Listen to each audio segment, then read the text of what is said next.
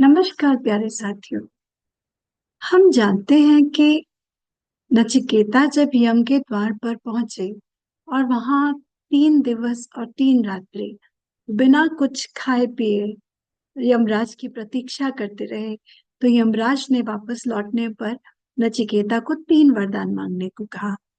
पहले वरदान में नचिकेता ने मांगा कि उसके पिता ने उसको यम को दान किया है, मृत्यु को दान किया है, तो उसके पिता आत्मग्लानि में होंगे, दुख में होंगे, तो उनका ये दुख मिट जाए, उनको अपने आप में कोई आत्मग्लानि ना रहे। यमराज ने नचिकेता को ये वरदान दिया कि तुम्हारे पिता को मतलब कोई दुख नहीं रहेगा, और जब भी तुम यहाँ से वापस लौटोगे तो वो तुम्हें पूरे स्नेह और प्यार के साथ स्वीकार करेंगे। अपने दूसरे वरदान में नचिकेता ने यमराज से एक प्रश्न पूछा कि जो स्वर्ग लोक है, वहां ऐसा क्या है कि व्यक्ति हमेशा एक आनंद की अवस्था में रहता है और न उसको कोई दुख, न उसे कोई चिंता सताती है, न उसको मृत्यु भय सताता है, और वो हमेशा एक सच्चिदानंद की अवस्था में बना रहता है, और ना वहां कोई बीमारी रहती है, ना शोक होता है उसे। तो ये कैसे होता है, क्या रहस्य है इसका? तो यमराज ने उसको बताया कि जो अ, अंतर मन है, जो हृदय की गुहा है, वहां पर एक अग्नि प्रज्वलित होती है, और उस अग्नि को उन्होंने नचिकेता को ये भी अपनी तरफ से वरदान दिया, आज से उस अग्नि को नचिकेता अग्नि के नाम से जाना जाएगा। ऐसा क्या, कौन सा रास्ता है, कौन सा मार्ग है जो कठोपनिषद कहता है कि यमराज ने नचिकेता को वो मार्ग समझाया कि व्यक्ति सच्चिदानंद की चेतन अवस्था में कैसे बना रह सकता है, कैसे बीमारी, कोई दुख, कोई पीड़ा, यहाँ तक मृत्यु भय से भी पार चला जाता है, उसको ये सब चीजें छू नहीं पाती है उसके चेतन को। तो नचिकेता की कहानी में इसका रहस्य छुपा हुआ है। पहले जब नचिकेता के पिता ने नचिकेता को श्राप दिया या निकल जाने को कहा कि मैंने तुम्हें यम को दान दिया, चिकेता जब चले तो चलते चलते उनके मन में आत्मचिंतन चल रहा था। कोई भी साधारण व्यक्ति होता, बालक होता, नाराज होता, उसको अपने पिता से बहुत शिकायतें होती। चिकेता ने आत्मलोकन किया। पुत्र होते हैं अधम, मध्यम और उत्तम। अधम पुत्र वो होता जो पिता ने अगर अहित किया है या संसार में किसी ने भी अहित किया है, उसके प्रति द्वेष का भाव रखे, एक शिकंज का भाव रखे, उस बदला लेने की भावना को रखे। मध्यम पुरुष ये होता है कि शिकायत रहे और उसको सहन कर ले, वो किसी भी तरह की, अब ऐसे है तो क्या किया जाए, उसको वो सह ले।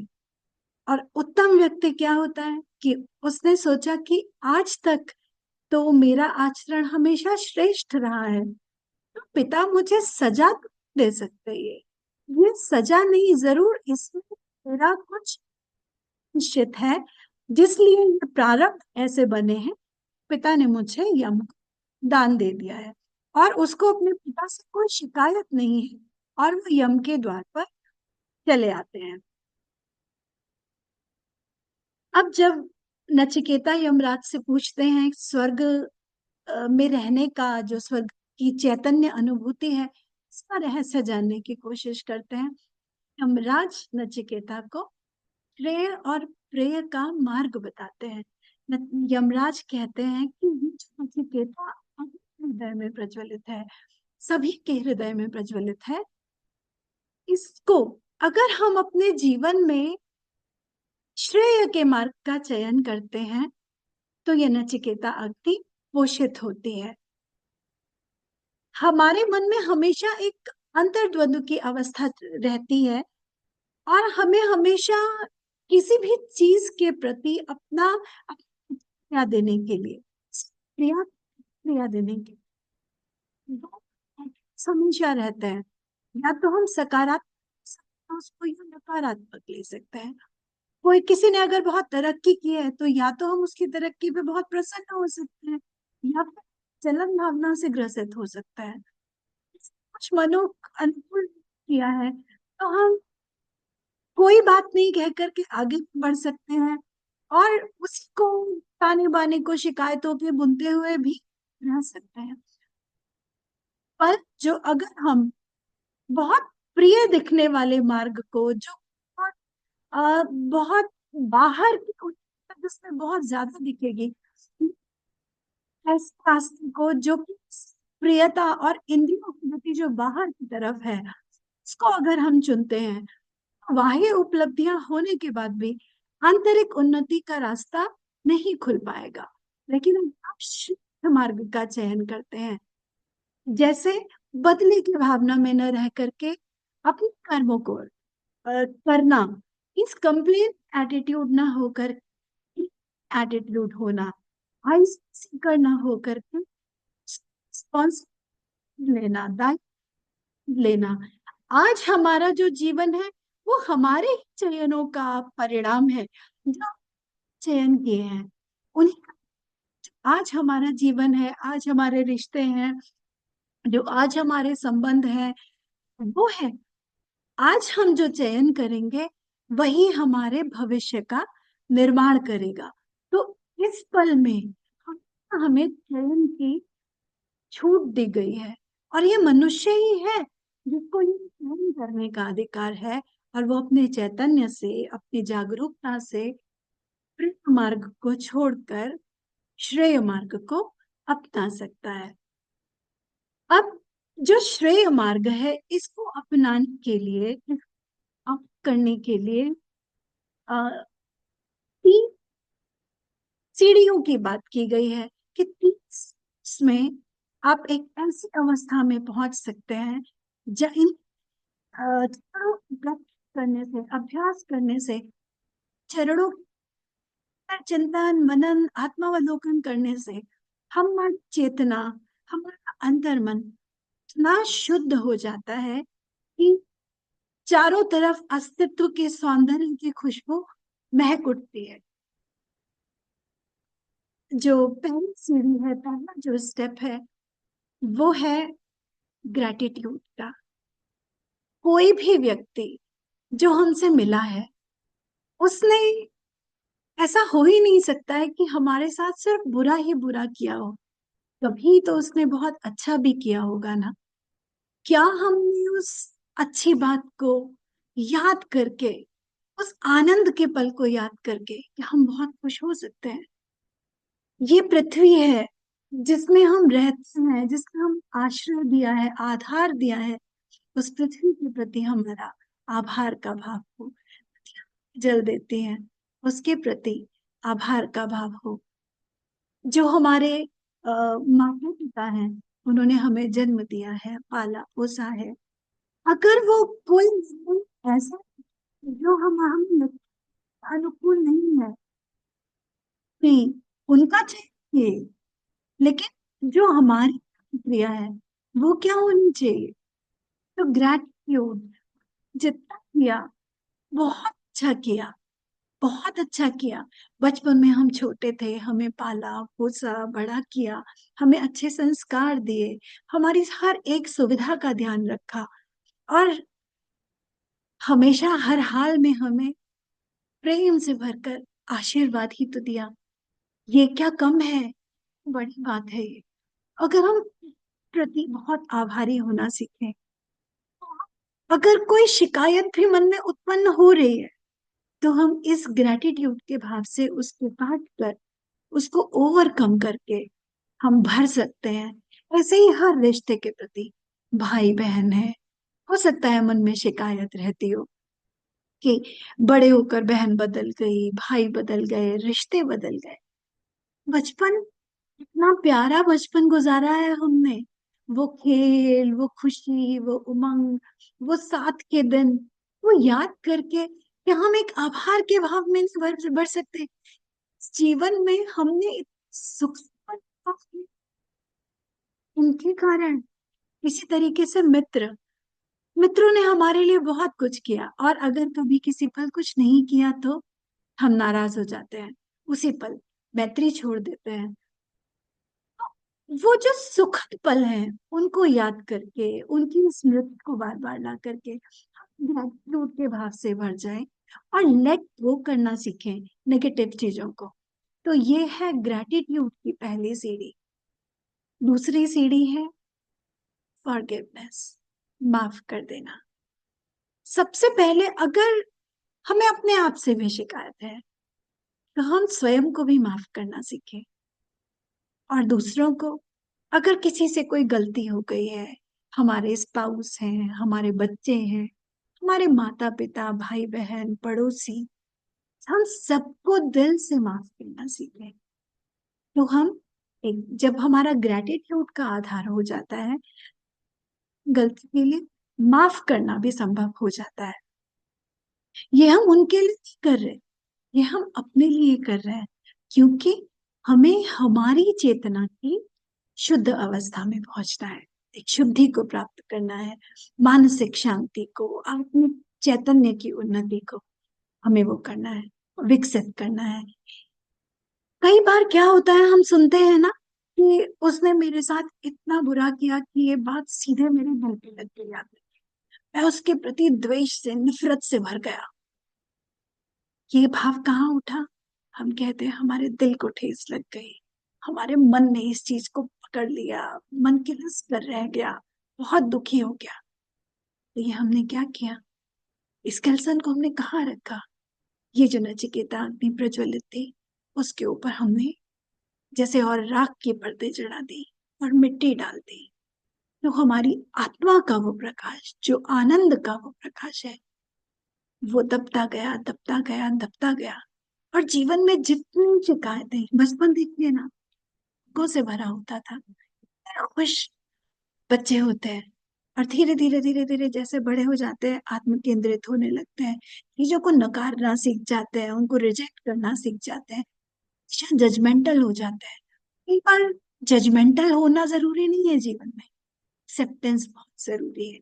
हम चीजों को, माता पिता को, रिश्ते नातों को, अपने सेवक सेविकाओं को, अपने पड़ोसियों को, बच्चों को, सबको एक्सेप्ट करना सीखें। उनसे हम एक्सपेक्ट बहुत करते हैं, और जब वो एक्सपेक्टेशंस पूरी नहीं तो हम शिकायत के भाव से भर जाते हैं।